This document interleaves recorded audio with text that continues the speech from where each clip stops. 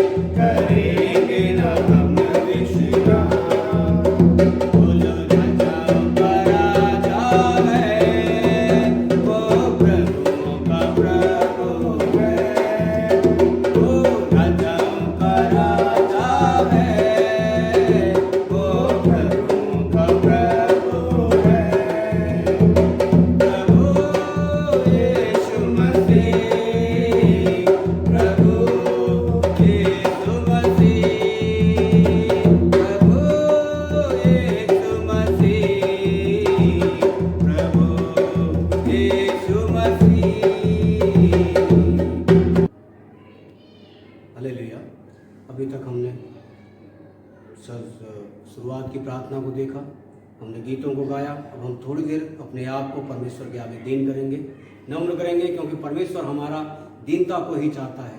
वो कहता है जो मन के दीन हैं उनके लिए परमेश्वर का राज्य है, उनके लिए सब कुछ खुला हुआ है। इसलिए हम अपने आप को झुकाएंगे, अपने आप को जो घुटनों पे लाना चाहते हैं, जो घुटनों पे कर सकते हैं वो घुटनों पे आएंगे, जो बैठ सकते हैं वो बैठकर, जो खड़े हो सकते हैं वो खड़े होकर, जो जैसे भी परमेश्वर की आराधना चाहता है, क्योंकि परमेश्वर कहता है कि मैं सच्चे आराधकों को ढूंढता हूं। तो हम अपनी आत्मा से, अपनी सच्चाई से परमेश्वर की आराधना करेंगे। और परमेश्वर हमारा आराधना के योग्य परमेश्वर है, क्योंकि वह सामर्थी है, वो अति शक्तिशाली है, वो महारथी है, वो परमेश्वरों का परमेश्वर है। अभी हमने गीतों में भी गाया कि वो प्रभुओं का प्रभु है। इसलिए हम परमेश्वर का धन्यवाद करेंगे, इस धन्यवाद करेंगे ये समय के लिए, इस सुबह से लेकर जब अब तक परमेश्वर ने जो हमें चलाया और अभी तक हमें बचा के रखा है, इसके लिए तेरा धन्यवाद करेंगे परमेश्वर का। इसलिए परमेश्वर की महिमा करेंगे, इसलिए परमेश्वर को आदर देंगे, क्योंकि वो आदर ही चाहता है, वो महिमा। क्योंकि वो वचन में कहता है, परमेश्वर पवित्र शास्त्र में लिखा हुआ है कि हम उसको ऐसा कुछ नहीं दे सकते जो उसने सब कुछ बना करके हमें दिया है। हमारे पास सिर्फ अपने होठों का बलिदान ही है, होठों की ही सच्चाई है, होठों का ही सब कुछ वो चाहता है। इसलिए हम अपने होठों को, अपने मुंह को, अपने कान को, सबको परमेश्वर को समर्पित करेंगे और सबको पवित्र भावता हुआ बलिदान कर वो चढ़ाएंगे। क्योंकि रोमियो में भी लिख करके दिया है कि मैं तुम्हें भावता हुआ बलिदान चढ़ाऊंगा, अपनी आत्मा को, अपने शरीर को, अपने प्राण को, सब कुछ को परमेश्वर को चढ़ाऊंगा। इसीलिए वचन में लिखा हुआ है कि तुम अपने प्राण से, अपनी शक्ति से, पूरी बल से परमेश्वर को प्रेम करो। वो परमेश्वर हमारा जो हमारे लिए मारा गया, हमारे लिए गाड़ा गया, हमारे लिए तीसरे दिन जिंदा हो गया, वो इसीलिए जिंदा हो गया ताकि वो हमारी प्रार्थनाओं को सुन सके, ताकि वो हमारे साथ रह सके, ताकि वो हमारी बातों को सुन सके, ताकि वो हमें बता सके कि हमें अच्छा क्या है, बुरा क्या है। इसलिए हम परमेश्वर का धन्यवाद करेंगे। एक एक व्यक्ति, एक एक भाई बहन, एक एक बच्चा, एक एक बुजुर्ग, सब लोग परमेश्वर की आराधना में लीन रहेंगे, क्योंकि पौलुस कहता है कि मैं परमेश्वर की प्रार्थना और सेवा में लगा रहूंगा। इसलिए हम सब उस परमेश्वर की आराधना कर रहे हैं, एक ऐसे परमेश्वर की आराधना कर रहे हैं जो जीवित है, जो जिंदा है, जो हमेशा साथ रहने वाला परमेश्वर है। वो ज्यादा लोगों की भीड़ को नहीं चाहता, वो लाउड स्पीकर को नहीं चाहता, वो माइक को नहीं चाहता, वो सब कुछ नहीं चाहता, वो तान जो पूरा ये सब चीज कुछ भी नहीं चाहता। वो कहता है जहां 2 या 3 व्यक्ति एक मन होकर मेरे नाम को लेंगे, वहां उस जगह पे मैं आऊंगा। वो परमेश्वर हमारे बीच में है, वो परमेश्वर हमारे घरों में है, वो परमेश्वर हमारे चीजों में हर जगह पर है, क्योंकि वो बाइबल में कहता है कि वो कण कण में रहने वाला परमेश्वर है। क्योंकि अभी आपने देखा कि महामारी के जरिए जितने भी कलीसियां सब बंद हो चुके हैं, सब शैतान ने कलीसिया को बंद करके शैतान कितना खुश हुआ होगा, मगर वो नहीं जानता कि परमेश्वर ने क्या ऐसा क्यों हुआ परमेश्वर के जरिए। क्योंकि कई बार हम कहते थे कि हम आराधना नहीं कर पाते क्योंकि हमारे पास समय नहीं है, हम बाइबल नहीं पढ़ पाते क्योंकि हमारे पास समय नहीं है, हम चर्च में नहीं जा सकते क्योंकि हमारे पास समय नहीं है। परमेश्वर ने हमें वो समय दिया है कि जिसमें हम परमेश्वर की समय 24 घंटे आराधना कर सके। जैसे स्वर्ग में 24 घंटे उसकी हालेलुया होसन्ना होती रहती है, वैसे ही वो हम लोगों को भी एक मौका दिया है कि हम लोग भी उसके नाम की महिमा कर सकें, उसके नाम की आराधना कर सकें, उसके नाम को ऊंचा कर सकें, उसके नाम को ले सकें। क्योंकि भाग्यशाली है वो जो उसके नाम को लेता है, भाग्यवान वो है जो उसके साथ रहता है, भाग्यवान वो है जो उसके संगति में रहता है। इसलिए हम सब परमेश्वर के आगे अपने आप को झुका करके उसका नमन करेंगे, उसका नाम लेंगे, उसकी महिमा करेंगे। क्योंकि इस वायरस से अगर कोई बचा सकता है तो वो प्रभु ही बचा सकता है। श्रापों को, पापों को, सब कुछ को मिटाने की शक्ति अगर कोई है किसी के पास है तो हमारे प्रभु यीशु मसीह के पास है। दुनिया में इतने सारे लोग हैं, इतने सारे देवी देवताएं हैं, मगर किसी का भी शायद ऐसा कुछ नहीं है जो मरने के बाद में जिंदा हुआ हो। मगर हमारा प्रभु तीसरे दिन जिंदा होकर के दिखाया कि उसने कि हमारे प्रभु एकलौता ही परमेश्वर ऐसा है जिसके पास वो शक्ति है जो दुनिया के किसी भी भगवान में नहीं है, किसी भी चीज में नहीं है, किसी भी मूर्ति में नहीं है। वो परमेश्वर हमारे साथ रहने वाला, वो हमारे दिलों में रहने वाला। वो कहता है मैं मंदिर में रहने वाला नहीं हूँ, मैं ईंट पत्थर के उसमें नहीं, मैं हाड़ मांस के चलते हुए मकानों में रहने वाला परमेश्वर हूँ। इसलिए आज कोई भी अपने दिल को ना बंद करे, कोई भी अपने दिल का दरवाजा में ताला ना लगाए, क्योंकि शैतान यही तो चाहता है कि हम उसके दिल में ताला लगा के रखें ताकि परमेश्वर हमारा उस दिल में प्रवेश ना कर सके। इसलिए वो कहता है कि मैं तुम्हारे दिल के दरवाजे को खटखटा रहा हूँ, जो खोलेगा मैं उसके अंदर आऊंगा। आज परमेश्वर आपके अंदर आएगा, आज पवित्र आत्मा आपसे बातें करेगी, आज पवित्र आत्मा आपको एक के ऊपर जो इस समय ये प्रोग्राम देख रहा है उतरेगी, और वो पवित्र आत्मा आज आपको अपनी आशीष से भरेगी। आज ही वो बताएगी कि वाकई आकाश के नीचे पृथ्वी के ऊपर कोई दूसरा नाम नहीं है जिसके द्वारा उद्धार हो, जिसके द्वारा चंगाई हो, जिसके द्वारा समाधान हो। क्योंकि वो हमारा परमेश्वर सबसे ज्यादा पावरफुल परमेश्वर है। वो क्या, उसने हमेशा हम और जब भी उसकी तरफ देखते हैं हमारी आंखें हमेशा उसी की तरफ देखनी चाहिए, क्योंकि परमेश्वर हमारी ओर देखने वाला परमेश्वर है। ओ तेरी मेरी अखियां तरस रही यीशु तेरे दर्शन को, मेरी अखियां तरस रही यीशु तेरे दर्शन को, लागी है लगन मुझको, लागी है लगन मुझको यीशु जी तेरे दर्शन की, लागी है लगन मुझको यीशु जी तेरे दर्शन की।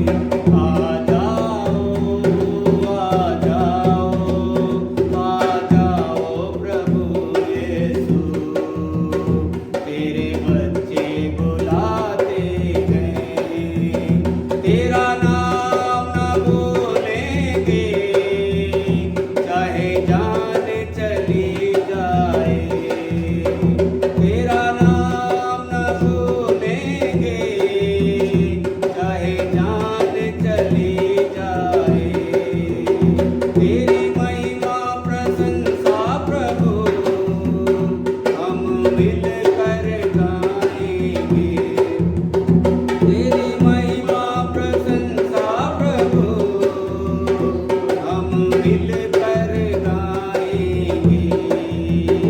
आ जाओ प्रभु यीशु, तेरे बच्चे बुलाते हैं। आ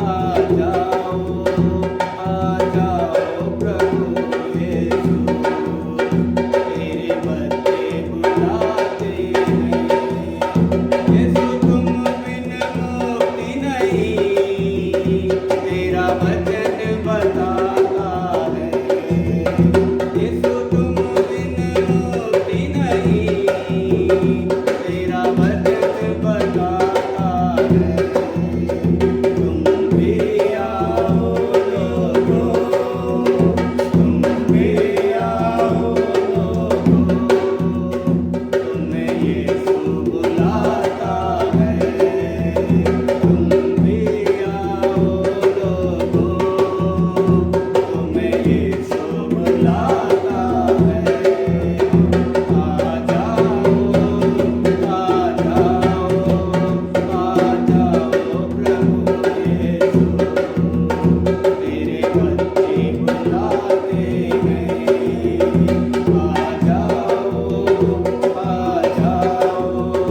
आ जाओ प्रभु यीशु, तेरे बच्चे बुलाते हैं।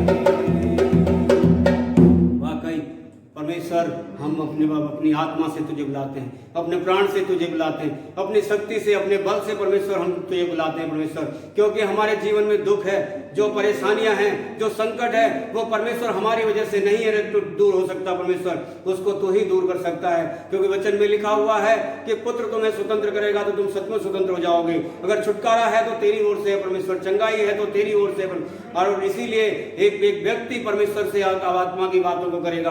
पवित्र आत्मा आपके संग आज रहने वाली परमेश्वर, आज परमेश्वर आप एक व्यक्ति से परमेश्वर पवित्र आत्मा बात करेगी। पवित्र आत्मा को आप बुलाइए, अपने घर में बुलाइए, अपने दिल में बुलाइए। आज परमेश्वर पवित्र आत्मा को आपके पास भेजना चाह रहा है। जिनके कान बंद है उनके कान खोल रहा है, जिनके नाक बंद है उनकी नाक खोल रहा है, जिनके मुंह बंद है उनके मुंह खोल रहा है, जिनके गर्दन बंद है उनके गले को खोल रहा है परमेश्वर। एक एक गला खोल करके परमेश्वर का नाम लीजिए, परमेश्वर को बुलाइए। यीशु तेरा धन्यवाद करते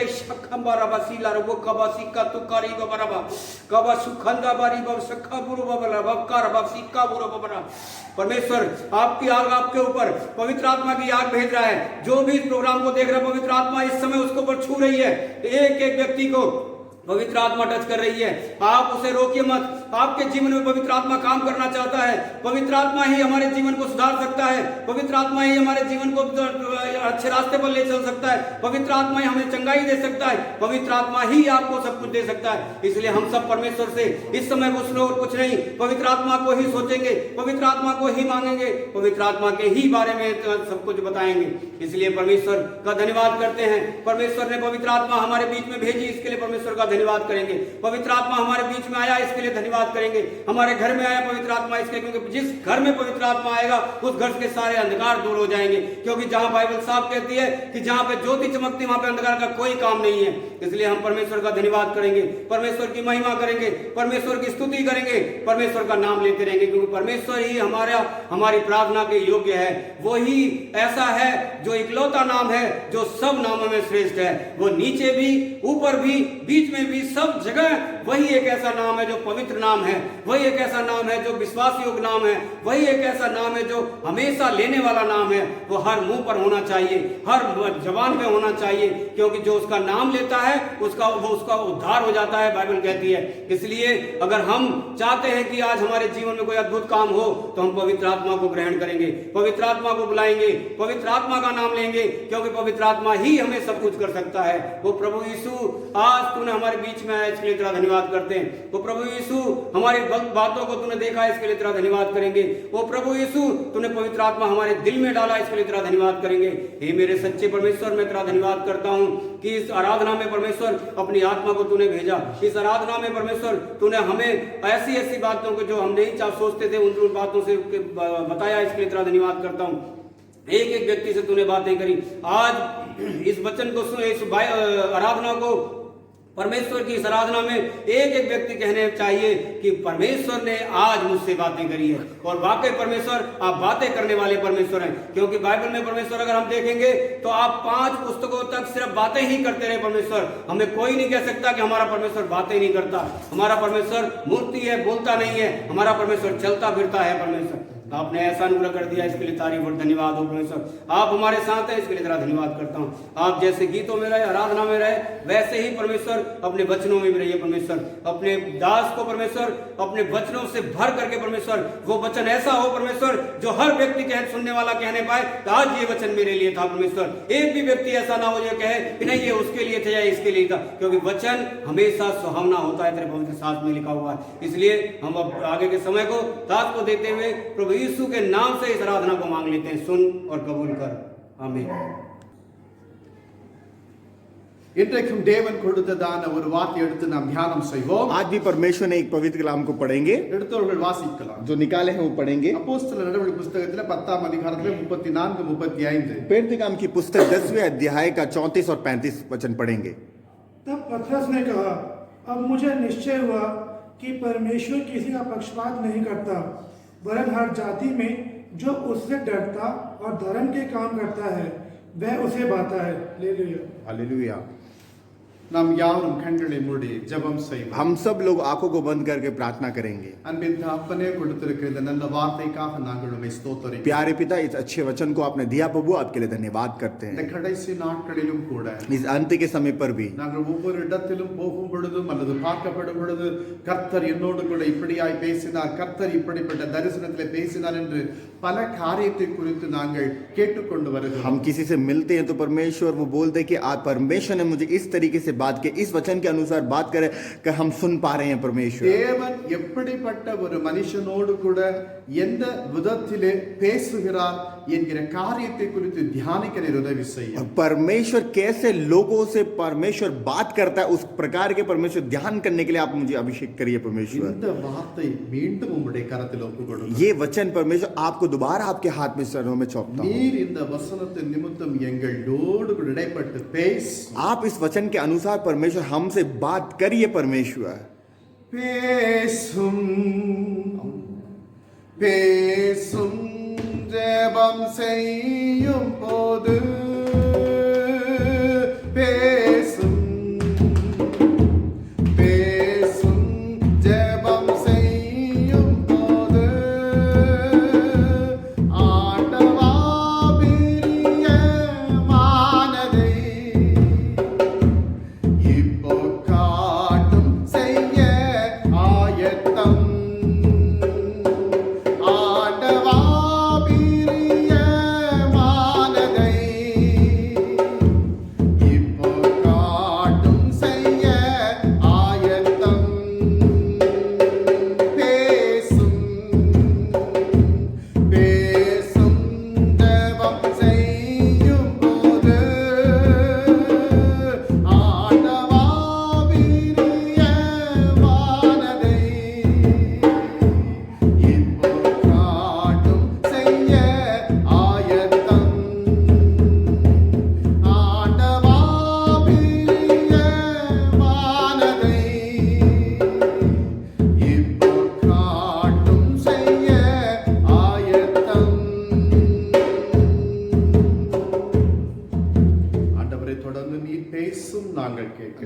परमेश्वर आप बात करिए, परमेश्वर हम सुने। இயேசு கிறிஸ்துவின் நாமத்தில் ஜெபிக்கிறோம் பிதாவே. यीशु मसीह के नाम से पिता, आमीन।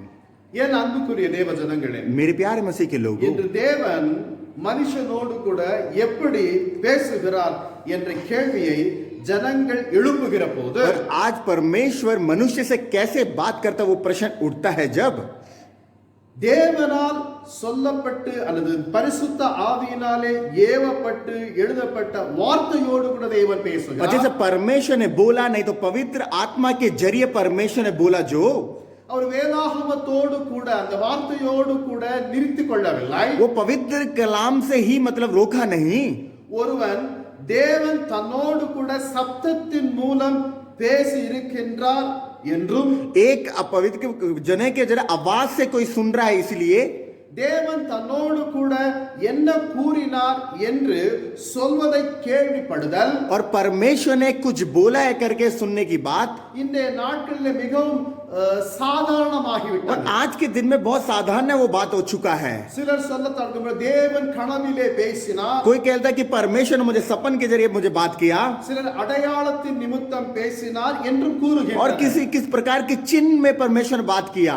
ஆனால் வேதாகமத்தில் எழுதப்பட்டிருப்படி मगर जैसे पवित्र कलाम में जो लिखा है, ஏற்கனவே சகல ஜனங்களோடு इसलिए पहले ही सारे जाति के लोग से நம்முடைய வார்த்தையின் நிமித்தம் தேவன் பேசி இருக்கிறார். अपने वचन के अनुसार परमेश्वर ने बात किया है। ஒரு தனிப்பட்ட மனிதனோடு கூட நேரடியாக செயல்படுவதை एक अकेले बंदे से बात कर தெரிந்தெடுத்துக் கொள்கிறார். कैसे परमेश्वर ने चुना है, இதை வசனம் எந்த விதத்திலே और வெளிப்படுத்துகிறது. ये वचन किस प्रकार में प्रकट करता है। அப்போஸ்தலர்களும் प्रेरित भी இந்த காரியத்தை குறித்து நமக்கு நன்கு போதித்திருக்கிறார்கள். और इस प्रकार की बातों को अच्छी तरह इस प्रेरित काम में लिखा है। வேதம் சொல்லுகிறது, वचन कहता है, எபிரேயர் புஸ்தகத்தில் इब्राहिम की पुस्तक முதலாம் அதிகாரம் पहला अध्याय का 1-2 வார்த்தை சொல்லுகிறது. 1 और 2 कहता है, இந்த வசனத்தின்படி பார்க்கப்படும் ये பொழுது वचन के अनुसार देखेंगे जाए तो உறுதியளிக்கப்படுகிறது. आप दृढ़ रहिए। வேதாகமம் தேவனால் அருளப்பட்டு परमेश्वर की कलाम परमेश्वर से जो निकली ये बात, மனிதன் எந்தவித நற்கிரியைகளையும் செய்ய தகுதி உள்ளவனாக இருக்கும்படியாக और जब मनुष्य एक अच्छा क्रिया को करने के लिए பிரயோஜனம் உள்ளவைகளாய் இருக்கிறது. और प्रयोजन के साथ है, இன்னும் வேதம் சொல்லப்படும் பொழுது और वचन जो कहता है 2 தீமோத்தேயின் புஸ்தகத்திலே दूसरा तिमोथी की पुस्तक 3ஆம் அதிகாரத்தில் 3 अध्याय का 16-17 வசனத்திலே பார்க்கும் பொழுது और 16 और 17 वचन कहता है, கர்த்தர் நமக்கு தம்முடைய மகிமையினாலும் परमेश्वर अपनी महिमा से காருண்யத்தினாலும் और कारुण्य के साथ நம்மை அழைத்தவரை அறிகிற அறிவினாலே और हमको बुलाने वाला उसकी ज्ञान से ஜீவனுக்கும் தேவ பக்திக்கும் और जीवन में और उसकी भक्त में வேண்டிய யாவற்றையும் தந்தருளி और இருக்கிறார். कितना भी सब कुछ परमेश्वर ने दिया है। வேதம் சொல்லுகிறது, वचन कहता है 2 பேதுருவின் புஸ்தகத்தில் दूसरा पत्रस की पुस्तक முதலாம் அதிகாரம் पहला अध्याय का 3வது வசனத்தின்படியும் பேதுரு விதமாய் और சொல்லுகிறார். तीसरे वचन भी पत्रस ये कहता है, இதை குறித்து யோவான் சொல்லப்படும் பொழுது और इसके बारे में योना बोलता है, யோவான் 8ஆம் அதிகாரத்திலே 32வது வசனத்திலே வாசிக்கும் பொழுது और योना की पुस्तक 8वें अध्याय का 32वां वचन कहता है, சத்தியத்தையும் அறிவீர்கள், சத்தியம் உங்களை விடுதலையாக்கும். और सत्य को तुम जानोगे, सत्य तुम स्वतंत्र करेगा। இன்னும் ரோமருக்கு பவுல் சொல்லப்படும் பொழுது और पौलुस ने रोमर को जो लिखा है, ரோமர் 10ஆம் அதிகாரத்திலே 17வது வசனத்திலே பார்க்கும் और பொழுது रोमियो की पुस्तक 10वें अध्याय का 17वां वचन, விசுவாசம் கேள்வியினாலே வரும், और विश्वास प्रश्न से आएगा, விசுவாசம் கேள்வியினாலே வரும் और विश्वास एक प्रश्न से आएगा। என்று பவுல் சொல்லுகிறார். यहाँ पर पत्रस कहता है, இப்பொழுது தேவன் பேசி இருக்கிறார் என்றால், यहाँ पर परमेश्वर ने बोला है, அவருடைய எல்லா வார்த்தையும் அருளப்பட்டு இருக்கிறது என்றால், और ये सब बातें परमेश्वर ने बोला है, அதுதான் சத்தியம். यही सत्य है। என் அன்புக்குரிய मेरे தேவஜனங்களே, प्यारे मसीह के लोगों, சத்தியத்தை கேள்விப்படுவதின் மூலம் और सत्य को जानने से जरिए விசுவாசம் வருகிறது என்றால், विश्वास आएगा तो இன்னும் அதிகமாக और ज्यादा ஒருவனுக்கு என்ன தேவை, उसको क्या जरूरत है, இன்னும் அதிகமாக और ज्यादा से ज्यादा தேவன் எதை வெளிப்படுத்த கூடும், और परमेश्वर क्या प्रकट करेगा, அதைத்தான் பேதுரு சொல்லுகிறார். यही पत्रस कहता है। பேதுரு 2 பேதுரு 1ஆம் அதிகாரத்திலே 3வது வசனம், और दूसरा पत्र 3रा अध्याय का पहला वचन, दूसरा பேதுரு पहला अध्याय 3रा वचन, அங்கு வேறு விதமாய் சொல்லுகிறது. यहाँ पर वचन ऐसा कहता है, ஏற்கனவே தம்முடைய சித்தத்தை ये पहले ही परमेश्वर की इच्छा से எல்லா ஜனத்திற்கும் सारे जाति को எல்லா காலத்திற்கும் और सारे काल में வெளிப்படுத்தி இருக்கிறார். प्रकट किया है परमेश्वर ने। நாம் இவைகளை விசுவாசிக்கும்படி, हम इस पर विश्वास करने के लिए, இவைகளுக்கு கீழ்ப்படியும்படி इनके अधीन होने के लिए, கர்த்தர் இடத்திலே விசுவாசம் வைத்து परमेश्वर के जरिए विश्वास रखकर நித்திய ஜீவனை அடையும் படிக்கும் और नित्य जीवन को पाने के लिए நமக்கென்று இவைகள் கொடுக்கப்பட்டிருக்கின்றன. हमारे लिए इस प्रकार की चीजों को परमेश्वर ने दिया है। இதை குறித்து யோவான் மிக அழகாய் और சொல்றார். यहाँ पर யோவாन ने बहुत अच्छा लिखा है। நீங்கள் வீட்டில் போய் வாசித்து आप பாருங்க. घर पे जाके पढ़ के देखिए टाइम पे। யோவான் சுவிசேஷ புத்தகத்தில் योना की पुस्तक 20ஆம் அதிகாரத்தில் 20वां अध्याय 30வது வசனம், 30वां वचन, 31வது வசனம், 30वां वचन और 31 वचन, மார்க்கு 16ஆம் அதிகாரத்திலே और मरकुस के 16वें अध्याय में 15வது வசனம், 15 वचन, 16வது வசனம், 16वां वचन வெளிப்படுத்தின விசேஷ புத்தகத்திலே और प्रकाशित वार्ता की पुस्तक 2ஆம் அதிகாரத்தில் दूसरे अध्याय का 10வது வசனம், 10वां இந்த वचन 3 புத்தகத்திலிருந்து வார்த்தைகளை நீங்கள் நன்கு கவனித்து और பார்ப்பீர்கள். 3 पुस्तक में जो हमने बात को बताई, ये आप ध्यान से आप पढ़ के देखेंगे तो, இதை நான் விளக்க வேண்டிய அவசியம் இல்லை, நீங்கள் படித்தாலே உங்களுக்கு விளங்கி और मैं इसको समझाने की मुझे कोई जरूरत नहीं है, आप ये पढ़ोगे तो आपको अपना आप समझ जाएगा। ஏனென்றால் எல்லாவற்றையும் நானே சொல்லிக் கொண்டிருந்தால் நீங்கள் வேதத்தை வாசிக்க மாட்டீர்கள். और वही मैं सब कुछ मैं ही बता रहा हूँ, तुम वचन को नहीं पढ़ोगे। கொஞ்சமாவது வேதாகமத்தை புரட்டி பாருங்க. थोड़े तो बाइबल खोल के आप पढ़िए, இன்றைக்காவது பாருங்க. आज यह देखिए। எனக்கு எல்லாம் தெரியும் என்று இருந்து விட வேண்டாம். मेरे को सब पता है करके मत छोड़िए, எல்லாம் தெரிந்தவர் உலகத்தில் ஒருவனுமே இல்லை. और सब कुछ पता है करके दुनिया में कोई भी नहीं है ऐसा। ஹல்லேலூயா. हालेलुया। எல்லாரும் ஒவ்வொரு நாளும் ஒவ்வொரு சத்தியத்தை கற்றுக்கொண்டு தான் வருகிறோம். हर दिन एक परमेश्वर की सत्य के बात को हम मतलब सीखते ही आ रहे हैं। வேதம் சொல்லுகிறது, वचन कहता है கடைசியாக இயேசு கிறிஸ்து अंत में यीशु मसीह என்னை தள்ளி என் வார்த்தைகளை ஏற்றுக்கொள்ளாதவனை मेरे को इनकार करके मेरे वचन को ना सुने, நியாயம் தீர்க்கிறது ஒன்று இருக்கிறது. न्याय का दिन एक है। இயேசு கிறிஸ்துவை தள்ளிவிட்டு और- அவரை ஏற்றுக்கொள்ளாதவனுக்கு என்று ஒரு நியாய தீர்ப்பு உண்டு. यीशु मसीह को इनकार करके, उनके वचन को इनकार करके, उनको मतलब अलग कर कर एक न्याय का दिन है उनके लिए। நான் சொன்ன வசனமே கடைசி நாட்களிலே அவனை நியாயம் தீர்க்கும். मैंने जो वचन के अनुसार ही, वो वचन के अनुसार ही तुझे न्याय होगा। வேதம் சொல்லுகிறது, वचन कहता है, யோவான் 12ஆம் அதிகாரத்திலே योना की पुस्तक 12वां अध्याय का 48வது வார்த்தை और சொல்லுகிறது. 48 का वचन कहता है, நன்றாக आप கவனியுங்கள். अच्छी तरह ध्यान करिए, நாம் கீழ்ப்படிய கட்டளை பெற்றிருப்பது हम आधीन होने के लिए आज्ञा को माना है, जो அல்லது नहीं तो இவற்றின் மூலம் நாம் நியாயம் தீர்ப்படைய போவது इसके जरिए जो हमें न्याय जो कर रहा है, ஒரு தனிப்பட்ட செய்தி அன்று. ये अलग की बात है। ஆனால் இது எழுதப்பட்டதும் मगर ये जो लिखा है உறுதியாக்கப்பட்டதுமான और पूरा जो अधीन है जो वचन में, தேவனுடைய வார்த்தையான புதிய ஏற்பாட்டில் மூலம் உண்டானதாகும். और परमेश्वर की जो नया नियम की जो पुस्तक है, परमेश्वर के जरिए ये प्रकट हुआ है। அல்லேலூயா. हालेलुया। இன்றைக்கு ஒரு சில போதகர்கள் சொல்லுகிறார்கள், பழைய ஏற்பாட்டை நீங்கள் வாசிப்பதை பார்க்கிலும் புதிய ஏற்பாட்டை அதிகமாய் வாசியுங்கள் என்று. और बहुत पासवान कहते हैं कि पुराने नियम से आप ज्यादा नए नियम को पढ़िए। நான் அப்படி சொல்ல மாட்டேன். मैं ऐसे नहीं बोलूंगा, புதிய ஏற்பாட்டும் நமக்கு வேண்டும், பழைய ஏற்பாட்டும் और வேண்டும். मैं कहूंगा कि पुराना नियम भी चाहिए और नया नियम भी चाहिए। பழைய ஏற்பாட்டு தேவனுடைய வார்த்தை, और नए पुराने नियम में परमेश्वर का वचन, புதிய ஏற்பாட்டு தேவனாகவே இருக்கிறார். और यहाँ पर नए नियम में परमेश्वर ही है। வேதம் சொல்லுகிறது போல वचन कहता है जैसे பழைய ஏற்பாட்டில் காணப்பட்ட அந்த வார்த்தையானது जो पुराने नियम में जो वचन है, புதிய ஏற்பாட்டில் மாமிசமும் और नए नियम में मनुष्य के जरिए கிருபையும் சத்தியம் நிறைந்தவராக இயேசு கிறிஸ்து நம்மோடு கூட और இருக்கிறார். अनुग्रह के साथ, जीवन के साथ परमेश्वर हमारे यीशु मसीह हमारे साथ है। எனவே இரண்டு ஏற்பாடும் நமக்கு தேவை. इसलिए 2 प्रकार की पुस्तक हमें चाहिए।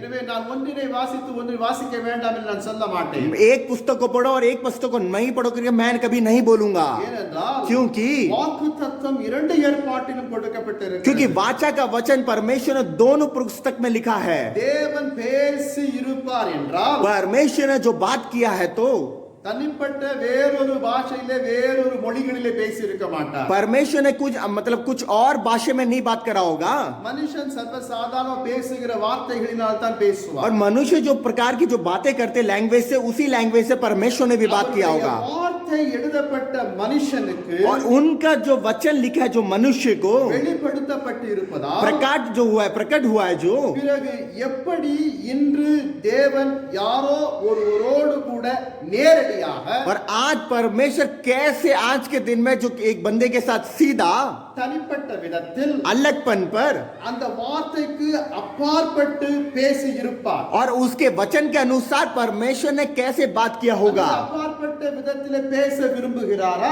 नहीं तो क्या परमेश्वर बात करना चाहता है क्या? ஏற்கனவே வேதாகமத்திலே வெளிப்படுத்தப்பட்ட इसलिए जो परमेश्वर ने पहले ही प्रकट जो किया है விரோதமான ஒரு செய்தியை அவர் எப்படி கொடுக்க விரும்புகிறார்? और विरोध के कामों को परमेश्वर कैसे वहां देता है. இது முரண்பாடானது. यहाँ पर कुछ उसी चीज की बात है எதற்கும் இதற்கும் வித்தியாசமான ஒரு காரியம். और उधर उधर की एक बहुत एक मतलब अलगपन की बात है. ஆனால் தேவன் தம்முடைய வார்த்தையினால் नहीं तो परमेश्वर के अपनी वचन से எழுதப்பட்டிருந்த காரியங்களை जो लिखा है उसी कारण में தேவன் அவர்களுக்கு கூறி இருப்பதாக परमेश्वर ने उनको जो बताया है.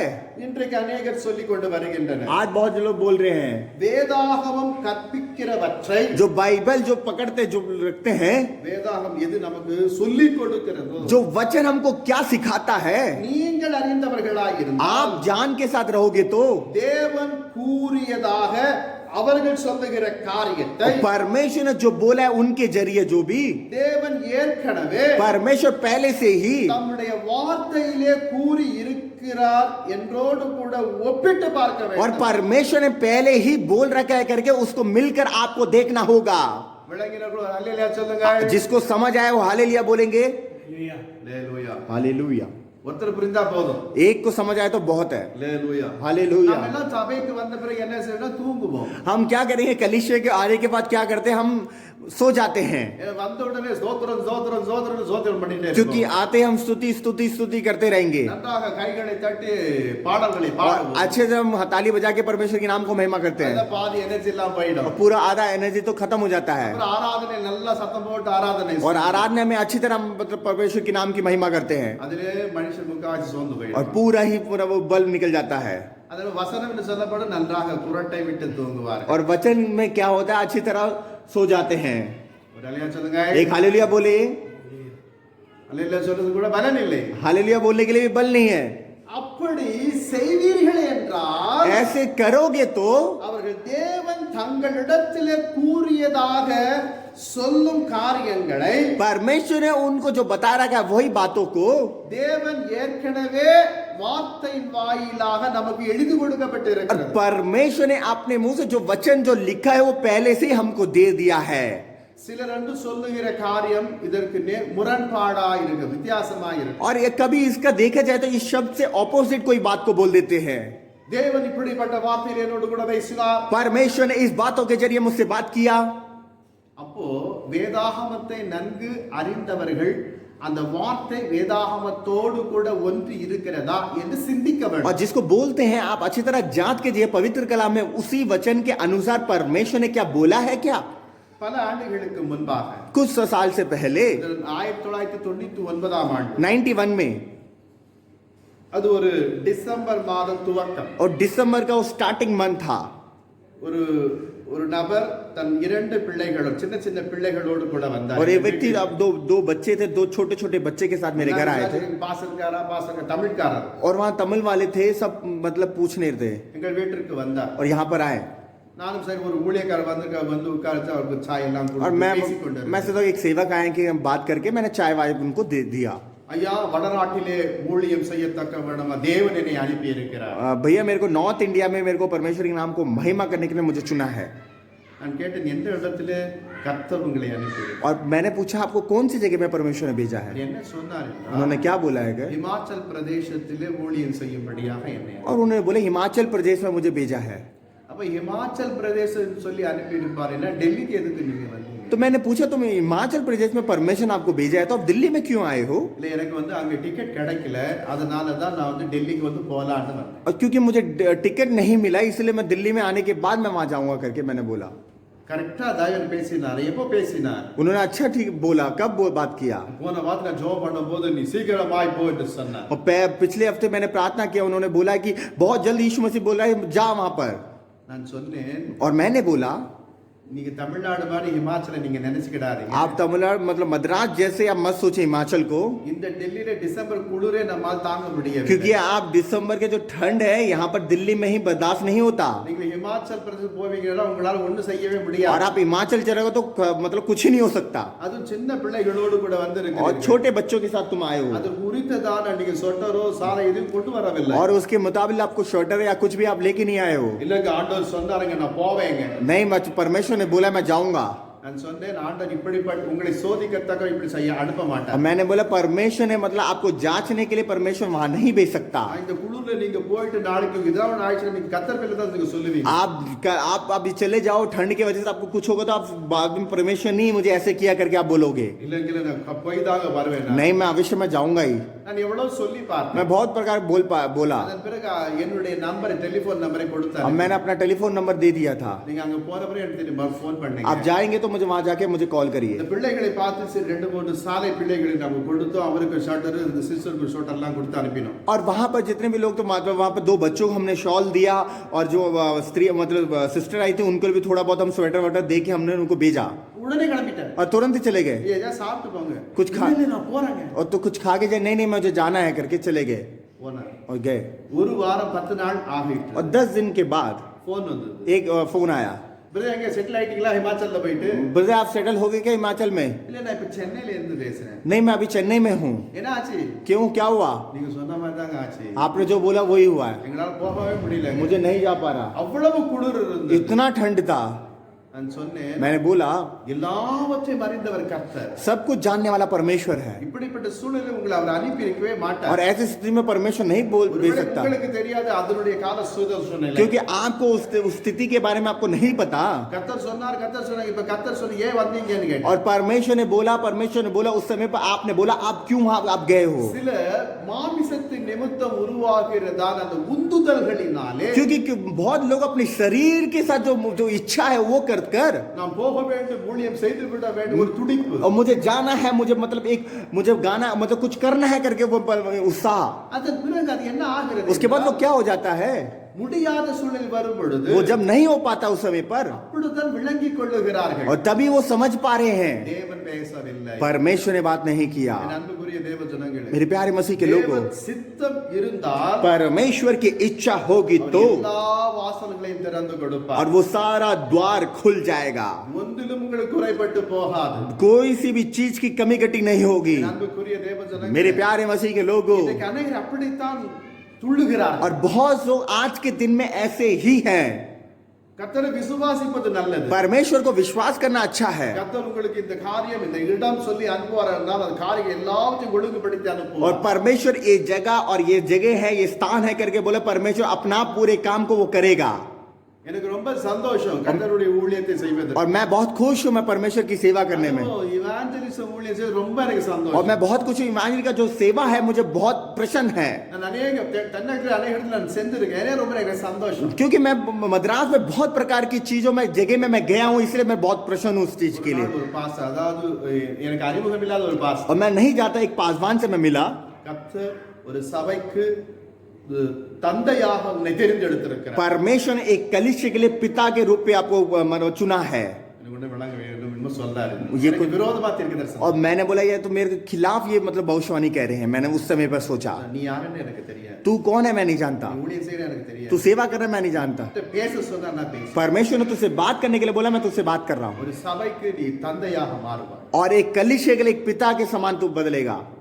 நம்ம மனசுல என்ன வேதனையோடு இருந்தேன். और मैं இந்த வார்த்தை கேட்டு. और मैं हृदय में बहुत व्याकुल था और मतलब वेदना था ये वचन के और सुन என்ன के बाद। சுவிசேஷம் ஊழியம் நல்ல ட்ரிம்மா வந்து ட்ரெஸ் பண்ணலாம், கோட் பண்ணலாம், ஷூ பண்ணலாம், டிப் டாப்பா பண்ணலாம். और क्योंकि मतलब ये जो इवांजलिस्ट का जो सेवा है अच्छी तरह टिप टॉप होना चाहिए, मतलब कोट डाल सकते हैं, ये डाल सकते हैं, परमेश्वर के नाम को महिमा कर सकते हैं हर जगह में।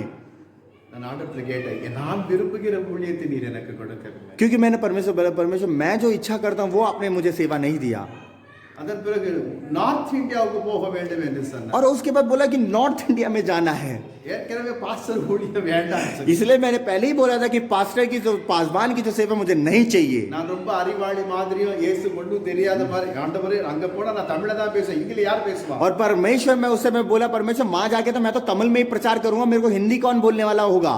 அதை பத்தி நீ கவலைப்பட வேண்டாம். उस चीज की तू चिंता मत कर. நீ எங்கே போனாலும் तू कहीं भी जाएगा, உனக்கு நான் வாய் அனுப்புவேன். तेरे आवाज के रूप में किसी को तो मैं भेजूंगा. आवाज दे, வாய் आवाज के மூக்க பேசு. मुंह को मैं भेजूंगा. ஒன்றும் புரியல. मैं नहीं समझ आया. எங்க போனாலும் அப்ப டிரான்ஸ்லேட்டருக்கு வருவாங்களா? तो मैंने सोचा कि कहीं भी जाऊंगा तो मेरे ट्रांसलेशन के लिए आएंगे.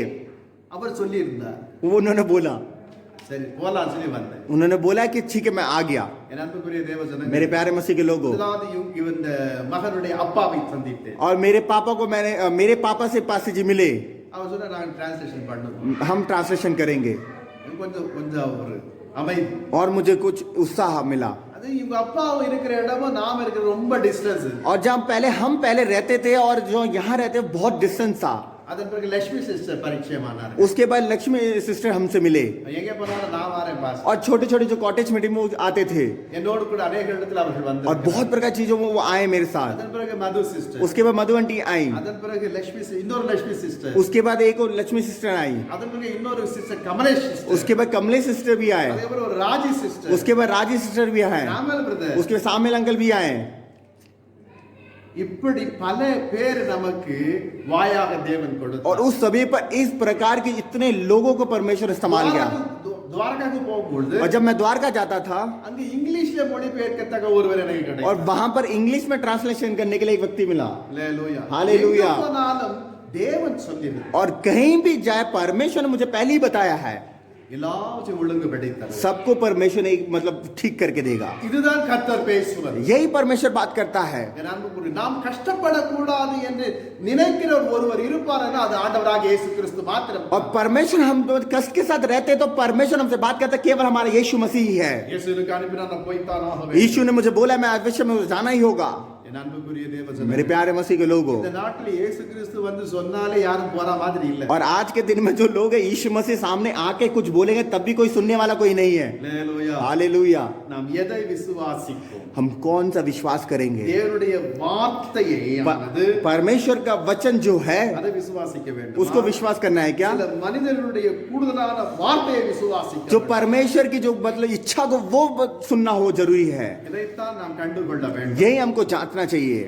வேதம் சொல்லுகிறது, वचन कहता है மறுபடியும் மறுபடியும் दोबारा दोबारा வேதாகமத்திலே தேவனுடைய வார்த்தையோடு கூட கூட்டுவதற்கு, परमेश्वर के वचन के अनुसार सुनने के लिए, அதாவது தேவனுடைய जोड़ने के लिए வேற எக்ஸ்ட்ரா வேர்ட் கூட்டக்கூடாது. परमेश्वर का जो वचन है वो किसी प्रकार में और शब्द में नहीं जोड़ना.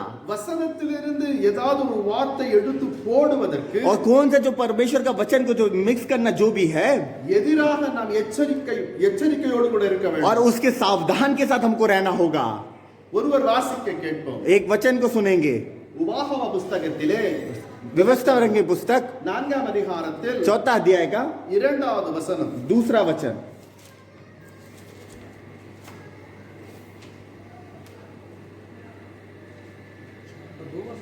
चार का 2.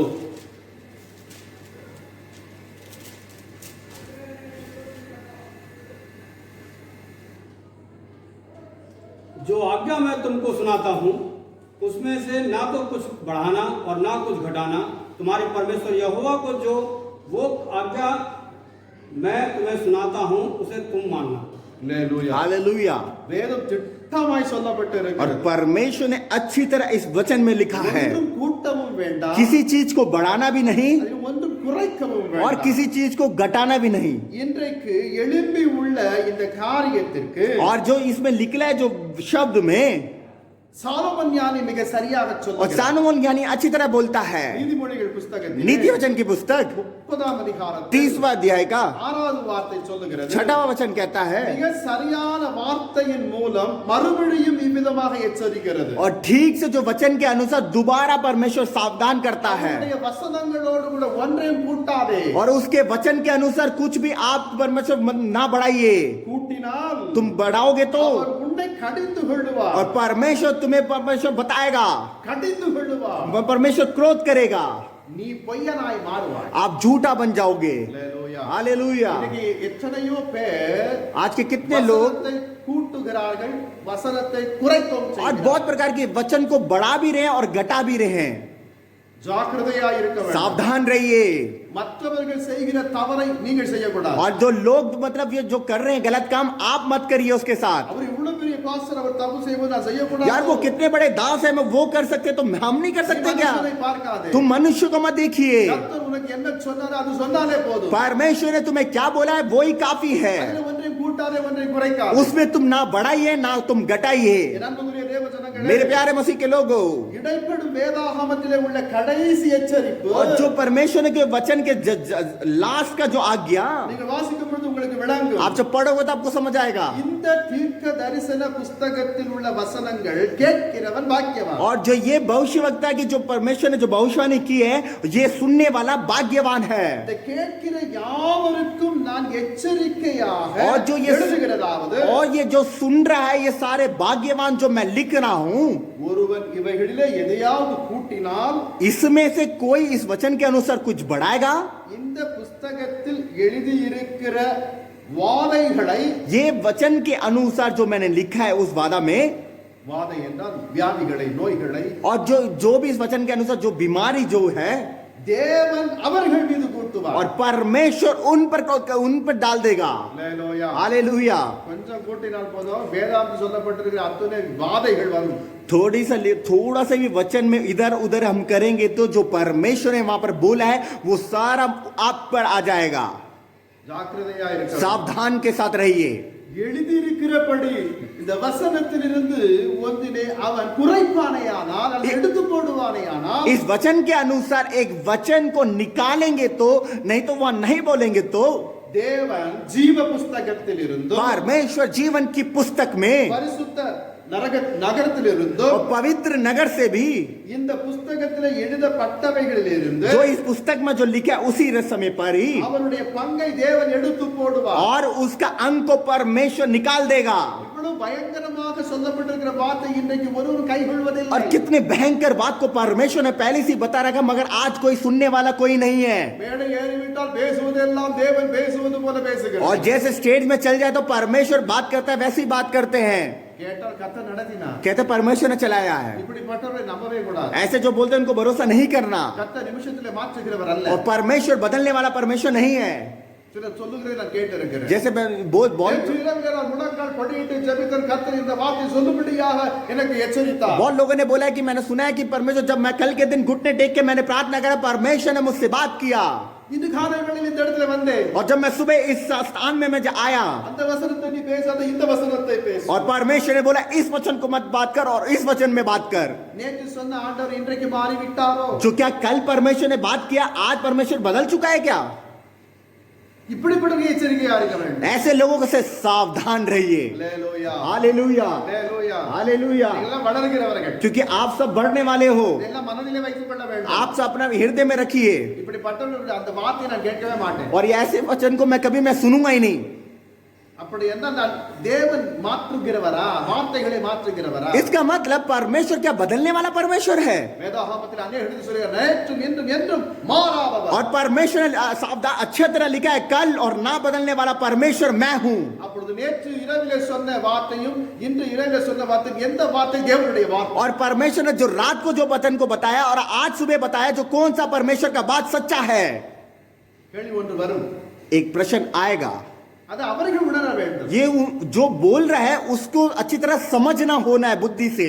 எனவே தான் வேதாகமத்தினுடைய வார்த்தைகளை கூட்டவோ குறைக்கவோ கூடாது என்று வேதம் பல இடத்தில் நமக்கு எச்சரித்துக் கொண்டு इसलिए पवित्र कलाम में परमेश्वर ने पहले ही बोले, परमेश्वर के वचन को ना तुम बढ़ाओ ना तुम घटाओ। परमेश्वर ने पहले ही सावधान के साथ आपको बोला है। வேதம் திட்டமாய் சொல்லி இவைகளை சாட்சியாக அறிவிக்கிறவர், इसलिए जो परमेश्वर के वचन की जो गवाही के रूप में जो करता है, மெய்யாகவே நான் சீக்கிரமாய் வருகிறேன், अवश्य मैं बहुत शीघ्र आ रहा हूँ। ஆமென் என்று வேதம் சொல்லுகிறது. और वचन कहता आमेन करके बोलता है, இயேசு கிறிஸ்துவே வாரும். परमेश्वर तू आ।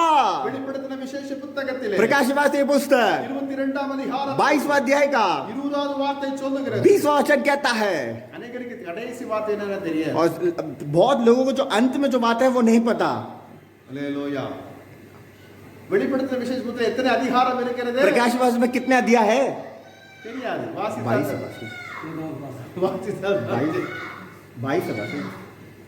இதை வாசித்திருப்பார் போல இருக்குது. அதான் தெரியுது. इसलिए आज ही पढ़ा होगा।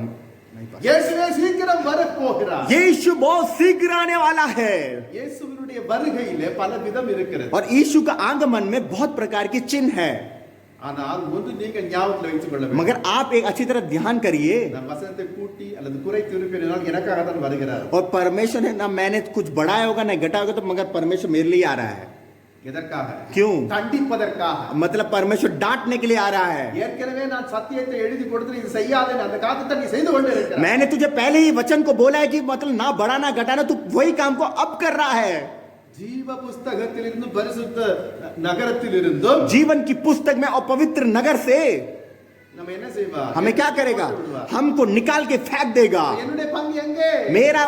मेरा जो स्थान कहाँ है நரகாக்கினை. नरक का आग நீ நல்ல ஊழியம் பண்ணி இருக்கலாம். तू बहुत अच्छा सेवा किया होगा தேவன் உன்னுடைய வார்த்தை கேட்டு ரட்சிப்பு வந்திருக்கலாம். बहुत लोगों को परमेश्वर ने उद्धार भी किया होगा நீ பேசின ஒரு சின்ன ஒரு வார்த்தை जो तूने बात को या छोटी बात को தேவ வார்த்தையோடு கூட்டின ஒரு வார்த்தை परमेश्वर की बातों से और तुमने जो ऐड किया தேவ வசனத்தோடு கூட குறைத்த ஒரு வார்த்தை और परमेश्वर के वचन से जो परमेश्वर जो अब आपने जो घटाया है நீ பாவம் செய்யவில்லை. तूने पाप नहीं किया குற்றம் செய்யவில்லை. तूने मात्र किसी के लिए ஒருவருக்கு கடிந்து பேசவில்லை. और तूने किसी को झूठ नहीं बोला ना किसी को कुछ तूने गलत बोला ஆனால் தேவனுடைய வார்த்தை முற்றிலுமா நீ மறந்தாய். मगर जो परमेश्वर की बातों को तो पूरा इनकार करके भूल चुका है யார் என்று நானே. तू कौन है करके मैं नहीं जानता எனவே எச்சரிக்கையா இருக்க வேண்டும். इसलिए सावधान रहिए உண்மை என்னவென்றால் सच्चाई क्या है இன்று தேவன் எவன் ஒருவனிடம் தனிப்பட்ட விதத்திலும் आज परमेश्वर कोई भी मतलब अलगपन पे जो बात है அவருடைய வசனத்திற்கு அப்பாற்பட்ட விதத்திலும் और उसके பேசுகிறது இல்லை. और उसके वचन के अनुसार मतलब डिफरेंट ही कोई बात नहीं करता அவருடைய வார்த்தை எப்படி எழுதப்பட அந்த வார்த்தை வைத்து தான் பேசுவார். और उसका वचन कैसे लिखा है उस वचन के अनुसार ही बात करना है வேதாகமத்தை விட்டு அவர் வெளியே இருந்து ஒன்று பேச மாட்டார். और परमेश्वर पर जो भी परमेश्वर के वचन है उसके बाहर से कोई भी बात नहीं करेगा இன்றைக்கு ஊழியக்காரர்கள் और आज सेवक लोग வேத வசனத்தை விட்டு और परमेश्वर के वचन के अनुसार உலகத்தினுடைய காரியத்தை வேதத்திலே புதுப்பிக்கத்தக்க வேண்டுமா புகுத்தத்தக்க வேண்டுமா और परमेश्वर की कलाम में जो वचन है उसके जरिए परमेश्वर के लोग बहुत लोग जो दुनिया की चीजों को मिक्स कर देते हैं இதுதான் கூடாது. यही नहीं करना வேதாகமத்தோடு கூட உலகம் கலக்க கூடாது. और परमेश्वर के वचन के अनुसार मतलब जो भूमि में जो स्थिति हो रहा है उसमें मिंगल नहीं करना நாம் எப்படி இருக்கிறோம் எப்படி செயல்படுகிறோம் हम कैसे हैं और कैसे कर रहे हैं இன்றைக்கு ஒரு வசனத்தை சொல்லி அந்த வசனத்தை சரியாய் விளக்கம் கொடுக்காத வண்ணமாக உலகத்தானோடு கூட பல கட்டு கதைகளோடு கூட இடைப்பட்டு பேசுகிறது இன்றைக்கு நல்ல பிரச்சாரம் என்று சொல்லுகிறார். और आज कह रहे हो परमेश्वर का वचन एक बोलने के बाद उदाहरण में मतलब दुनिया के बारे में बता के मिक्स करके हम बताते हैं तो ये अच्छा वचन है कहते हैं தேவன் தம்முடைய வார்த்தை இல்லாத வண்ணமாய் வேறொரு விதத்தில் அவர் பேசுகிறது. और परमेश्वर अपने वचन के अनुसार दूसरे वचन के साथ परमेश्वर नहीं बात करता இன்றைக்கு நாங்கள் சொல்லுகிறதை சாதிக்கிறதான இவர்களது இவகை கூற்று கேள்விப்பட்டவைகளையும் और जो बात करते हैं वो मतलब अब जो करते हैं वो सारे इसके अनुसार பார்த்தவைகளையும் கற்பனைகளையும் और जो देखते हैं जो सपनों में जो भी देखते हैं அதிகமாய் காணப்படுகின்றன. बहुत लोग हैं பவுல் இப்பேற்பட்ட முரண்பாடான கருத்துக்களை கடுமையாக எச்சரிக்கிறார். और मतलब पौलुस ने पहली अच्छी तरह ठीक से परमेश्वर की आज्ञा से इसने वहां पर लिखा है வேதாகமத்துக்கு ஒத்து வராத சில காரியத்தை பவுல் எச்சரிக்கிறார். और परमेश्वर के जो इसके उल्लंघन की बातों को पौल ने पहले ही बता दिया है எனவே தான் வேதம் சொல்லுகிறது. इसलिए वचन कहता है என் அன்புக்கு கலாத்தியர் எழுதின புத்தகம் गलाती की पुस्तक ஒருவர் எடுத்து வாசிப்போம். முதலாம் पढ़ेंगे। 8வது வசனம். ये पहला अध्याय का 8वां वचन கலாத்தியர் 1:8 நின்று நிதானித்து வாசியுங்கள் உங்களுக்கே விளங்கும். रुक कर अच्छी तरह उसको पढ़िए आपको अच्छी तरह पता चलेगा पहला गलातियों पहले का 8 परंतु यदि हम या स्वर्ग से कोई दूत भी है शुभ समाचार को छोड़ जो हमने तुमको सुनाया है कोई और शुभ समाचार सुनाए तो श्रापित हो. அல்லேலூயா.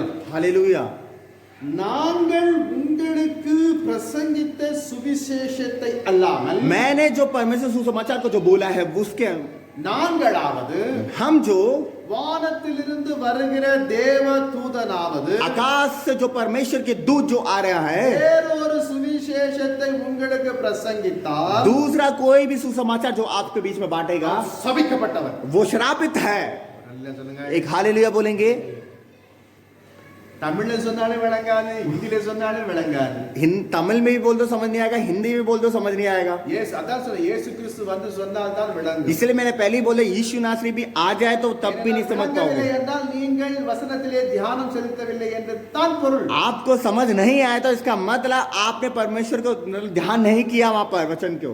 அல்லேலூயா. हालेलूया. என் அன்புக்குரிய தேவ ஜனங்களே, मेरे प्यारे मसीह के लोगों, இந்த ஜனங்கள் உரிமை பாராட்டுகிறதான இச்செய்தியை கேள்விப்படுவதற்கு ये मतलब ये जाति सुनने के बाद புதிய ஏற்பாட்டிலே नए पुराने नियम में ஏற்கனவே வெளிப்படுத்தப்பட்டது போல இருக்குமேயானால் पहले ही जो जैसे था वैसे ही होगा. அதற்கு இங்க அவசியம் இல்லை. यहाँ पर अवश्य नहीं है. என் அன்புக்குரிய தேவ मेरे ஜனங்களே, प्यारे मसीह के लोगों, உபாகம புஸ்தகத்திலும் विवस्त्र की पुस्तक, நீதிமொழிகள் नीति புஸ்தகத்திலும் वचन में வெளிப்படுத்தின विशेष और புத்தகத்திலும் प्रकाश वाक्य भी பகுதி பகுதிகளாக अंग अंग में சீர்குலைக்கத்தக்க வண்ணமாய் காணப்படுகிறது. और मिक्सिंग उसमें लिखा हुआ है. இது ஒரு குறைக்கப்பட்ட செய்தியாக இருக்குமேயானால் ये कोई गटी वाली बात होगा तो, இப்பகுதிகளை சீர்குலைக்கப்படுவதாகவும் और ये जो वचन है उसको जो भी गलत काम है அது சீர்குலைக்கப்பட்டதாக காணப்பட்டுவிடும். वैसे ही चल जाएगा. ஆனால் मगर இது வெளிப்படுத்தல் प्रकाश वाक्य முரண்பாடா இருக்குமே, வித்தியாசமா இருக்குமே. और पूरा डिफरेंट होगा तो இது கலாத்தியர் 1:8 படி गलाती पहले का 8 के वचन के अनुसार சீர்குலைக்கிறது. जो मतलब इनकार हो जाता है. Hallelujah. हालेलुया. எத்தனை பேர் விளங்குகிறது என்று और தெரியும். कितने लोग को समझ आ रहे नहीं पता. ஆகவே முத்தரிக்கப்பட்ட தேவ வசனத்தின் जो परमेश्वर ने जो मतलब दृढ़ रखा है वो वचन के अनुसार ஒருவனும் நேரடியாக தேவனிடமிருந்து இன்று வெளிப்பாடுகளை பெறுகின்றது இல்லை. और कोई भी परमेश्वर की जो प्रकट है मिलता है वो नहीं मिल पाता. விளங்குதா? समझ आ रहा है? டைரக்டாக இயேசு என்கிட்ட வந்து இப்படி சொன்னார். डायरेक्ट परमेश्वर यीशु मसीह मुझसे आकर मुझसे ये बात किया. அது என்ன சொல்லி இருப்பார்? वो क्या बोला होगा? வேதாகமத்தில் சொன்னதுதான் சொல்லி இருப்பார். वचन में जो लिखा है वही बोला होगा. நான் அதை நீங்கள் வாசித்து இருந்தால் தெரியும் தேவ வார்த்தையை. और तुम वचन पढ़े होंगे तो आपको अच्छी तरह पता होगा. வேதாகமத்திலிருந்து அவர் வெளியே போகிற தேவன் அல்ல.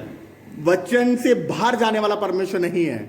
இதை நீங்கள் விளங்கிக் கொள்ள வேண்டும். आपको समझ होना चाहिए. கர்த்தர் என்னோடு கூட பேசினார் என்றால் வேதாகமத்தில் எழுதப்பட்ட வார்த்தையை மட்டும் தான் பேசியிருப்பார். परमेश्वर मुझसे बात किया तो परमेश्वर क्या बात किया वो वचन के अनुसार ही बात किया होगा. புதிதாக ஒரு காரியத்தை அவர் பேசியிருப்பார். और नई कोई चीजों को बात नहीं किया होगा. இன்றைக்கு உலகத்திலே மார்மன் என்று சொல்லப்படுகிறதான வேதாகமத்தை போல எழுதப்பட்டிருக்கிற ஒரு புத்தகம் இருக்கிறது. और एक महारवन के नाम की पुस्तक है पर जैसे पवित्र मारमन के जो परमेश्वर के कलाम है वैसे ही सेम डिट्टो वहां पर लिखा है. அதை வாசித்தால் உங்களுக்கு விசுவாசம் எல்லாம் பறந்து போகும். और उसको पढ़ोगे तो पूरा विश्वास ही निकल जाएगा. அல்லேலூயா. हालेलुया. ஃப்ரீயா தருவாங்க. நல்ல அழகான வேதாகம் நல்ல அழகா இருக்கும். फ्री में देंगे और बहुत खूबसूरत होगा वो. ஆங்கிலத்திலும் இருக்கு, தமிழிலும் இருக்கிறது, எல்லா மொழிகளிலும் और இருக்கு. सारे लैंग्वेज में है. வசனம் தான் அதே வசனம் தான் அங்க எழுதிருக்கு. यही वचन वो वहां पर भी लिखा है. அநேகர் அப்படிப்பட்ட புத்தகத்தை வாசித்து தேவனை விட்டு விலகி இருக்கிறார். कौन जो वो वाले वचन को पढ़कर बहुत लोग परमेश्वर के चरणों से दूर हो चुके हैं. அல்லேலூயா. हालेलुया. என்னிடத்துல இருக்கிறது. मेरे पास है, உங்களுக்கு நான் காண்பிக்க மாட்டேன். मैं नहीं दिखाऊं. நம்முடைய சபையினுடைய விசுவாசிகளுடைய வீட்டில் அவர்கள் நுழைந்திருக்கிறார்கள். और हमारे कलीसिया के जो लोग हैं उनके घर पे वो घुस चुके हैं. வேதாகமத்தை கொடுத்திருக்கிறார்கள். वो कलाम को दिया है. நாங்களும் இயேசுவைத்தான் हम भी வழிபடுகிறோம். यीशु को देखते हैं. இயேசு கிறிஸ்து சொல்லப்படாத வார்த்தைகளை சொன்னதாக எழுதப்பட்டது. और यीशु मसीह ने जो नहीं बोला और वो बोला है करके वहां पर लिखा है. இதெல்லாம் வந்து இயேசு கிறிஸ்து இருந்த நாட்களிலிருந்து அவர் வருகிற காலம் வரைக்கும் நடந்து வந்த மாதிரி தான் இருக்கும். और जो उसमें भी ये लिखा है कि यीशु मसीह जहाँ से वह पैदा हुए थे और जब आए परमेश्वर वही बातें के वहां पर लिखा है. இயேசு கிறிஸ்து வாழ்ந்த நாட்களிலே அந்தி கிறிஸ்து இருந்தார். जब यीशु मसीह आया था अंधिक्रिस्त था, झूठा मसीह. இல்லையா?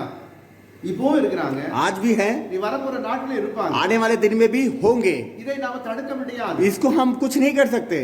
ஆனால் தேவ வார்த்தையோடு கூட உங்கள் வாழ்க்கையை நீங்கள் ஒப்பிட்டு தேவனை நோக்கி நடக்கிறவர்களாய் இருக்க வேண்டும். मगर परमेश्वर के वचन के अनुसार हमको उसके साथ चलने वाले व्यक्ति को होना होगा. எனவே தான் இயேசு கிறிஸ்து இந்த உலகில் இருக்கும்போது ஒருவன் தன்னை தான் வெறுத்து தன் சிலுவை எடுத்து என் பின்னே வரக்கடவன். इसलिए परमेश्वर ने बोला अपना आप को इनकार करके मेरे पीछे जो क्रूस उठा के चलने वाला.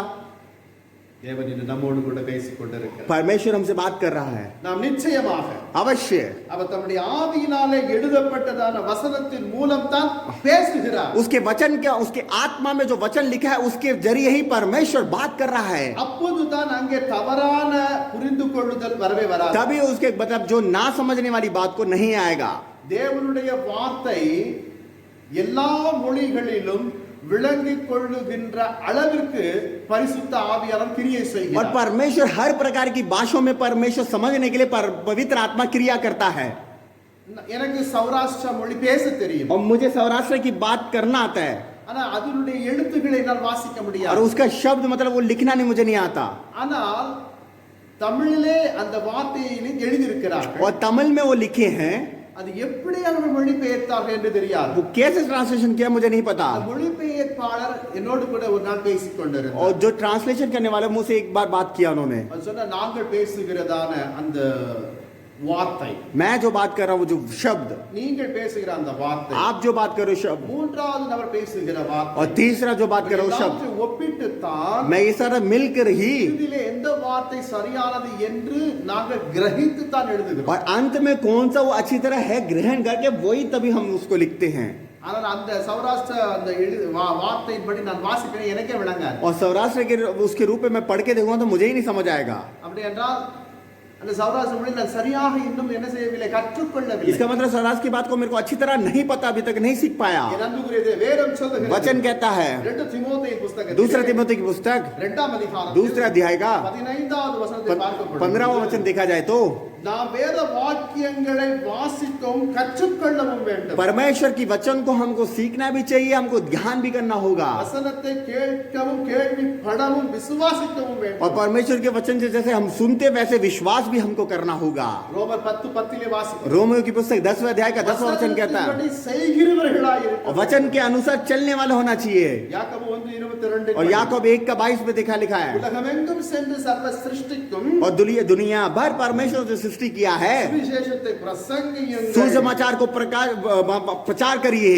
இயேசு சொன்ன கட்டளை यीशु ने जो आज्ञा को दिया. மார்க் 16ஆம் அதிகாரம் और मरकुस की पुस्तक में 16वां अध्याय का 15-16, 15-16, 2 தீமோத்தேயு புத்தகம் दूसरा तिमोथी की पुस्तक 4:2, 4 और 2, மத்தேயு 28, मत्ती 28 का अध्याय का 19-20. 19 और 20. என்னை விட நீங்க நன்றாக சத்தியத்தை தெரிந்தவர்கள். मुझसे ज्यादा ज्ञानी लोग और परमेश्वर के कलाम को जानने वाले लोग तुम हो. என்று எப்பவுமே பாஸ்டருக்கு தெரியாதுல விசுவாசிகளுக்கு தெரியும். ये पास्टर जी को नहीं पता होगा तो विश्वास को जरूर पता होगा. विश्वास இவ்வளவு ஞானம் விசுவாசிகள். बहुत ज्ञानी है. அல்லேலூயா. हालेलुया. எத்தனை பேருக்கு விளங்கிற்று? कितने लोग को समझ आया है? எனவே தேவன் பேசுவார் என்றால் परमेश्वर बात करेगा, அவர் நமக்கு கொடுத்திருக்கிறதான வேதாம வார்த்தை இருந்து தான் பேசுவார். परमेश्वर ने जो वचन को दिया उसके अनुसार ही हमसे बात करेगा, उसी में ही. வேறு புதியதான ஒரு நிலைகளிலிருந்து அவர் பேசவே மாட்டார். और नई प्रकार की चीजों में परमेश्वर कभी बात नहीं करेगा. காதுல கர்த்தர் என்னோடு கூட பேசினார் என்று யாராவது வந்து உங்ககிட்ட சொல்லுங்க, அதை காது கொடுத்து கேட்காது. और अंत के समय पे कोई भी परमेश्वर मुझसे बात करेगा करके कोई आपसे बोलेगा, आप कान लगा के ना सुनिए. கர்த்தர் உங்களோடு தான் பேசியிருக்கிறார். परमेश्वर आपसे ही बात किया है. அது உங்களுக்கும் ஆண்டவருக்குள்ள வார்த்தை. आपको और परमेश्वर के साथ संबंध है. அது ஏன்கிட்ட நீங்க சொல்லாது. वो मेरे को कुछ नहीं पता. அந்த தெளிவு உங்களுக்கு வர வேண்டும். ये अच्छी तरह मतलब अच्छी तरह सावधान हो, आपको अच्छा होना चाहिए. பேசினாரா? வாங்க உட்காருங்க சொல்லுங்க. अच्छा, परमेश्वर ने बात किया है क्या? अच्छा, मेरे पास आइए बात करिए.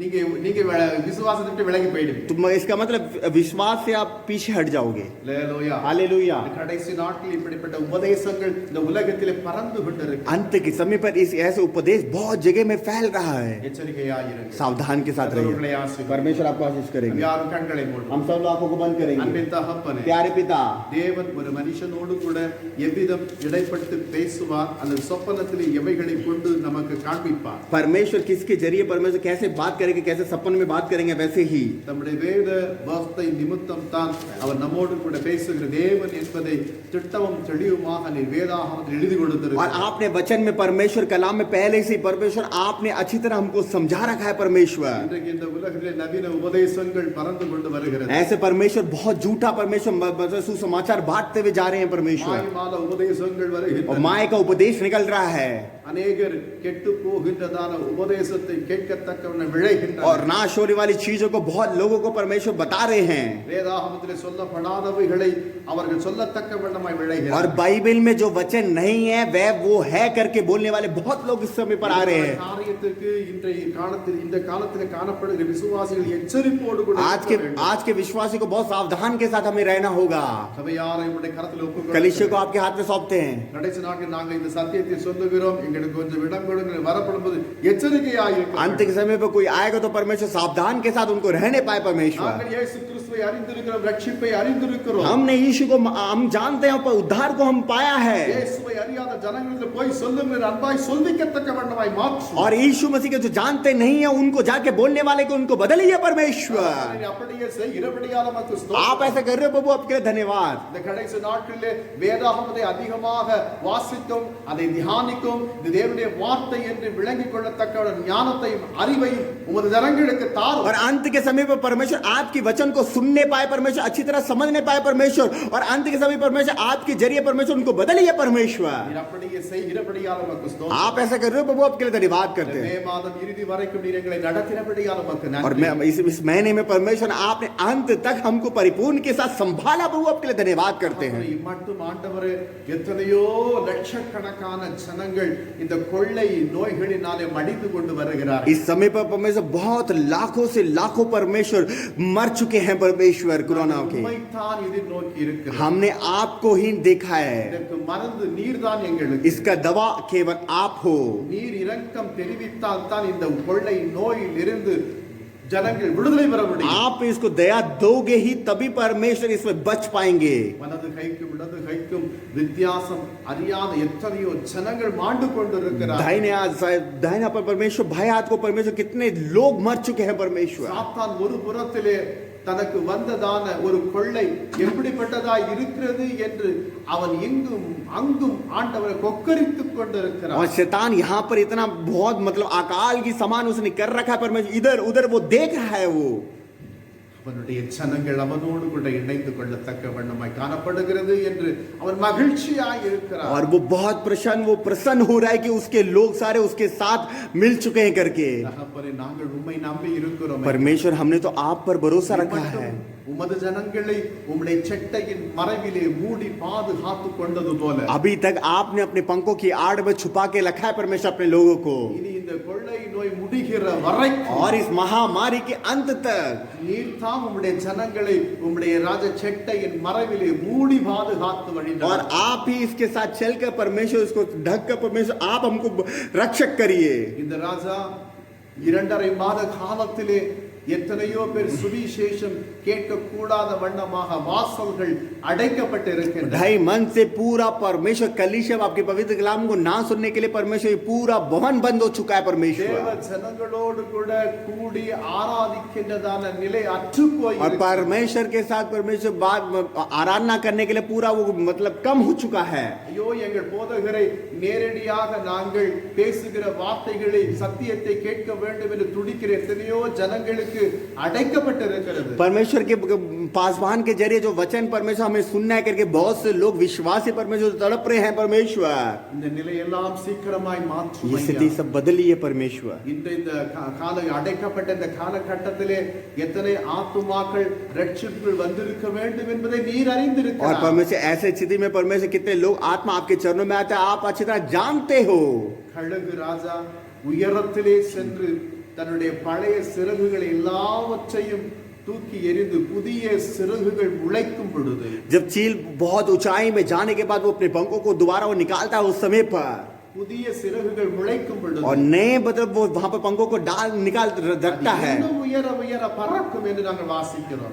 और वो वहां पर और वो उड़ता है करके बोलते இந்த हैं। இடைப்பட்ட நாட்களில் எத்தனை ஆத்துமாக்கள் ரட்சிப்புக்குள் வராமல் காணப்பட்டதோ इस समय पर कोई भी उद्धार पाए वाले नहीं आ पाए उस समय पर। ஒவ்வொரு சபைகளிலும் 1000 மடங்கு ஆத்துமாக்களை இனி ராஜா வர போகிற நாட்களில் கொடுக்க போகிறதற்காக நன்றி आने செலுத்துகிறோம். वाले समय पर परमेश्वर हर कलीसिया में 1000 लोगों की परमेश्वर कलीसिया को परमेश्वर आप भरने वाले हो प्रभु, आपके लिए धन्यवाद करते हैं। போதகர்களையும் आपके दासों को भी परमेश्वर, சுவிசேஷகர்களையும் एक भी परमेश्वर समाचार को बताने वाले சத்தியத்தை ஜனங்களுக்கு உரைத்து ठीक से सत्य के बात को बताने के बाद ஆதி அப்போஸ்தலர்களுடைய நாட்களிலே நடந்த அதே அற்புத அடையாளங்கள் பெருகட்டும்.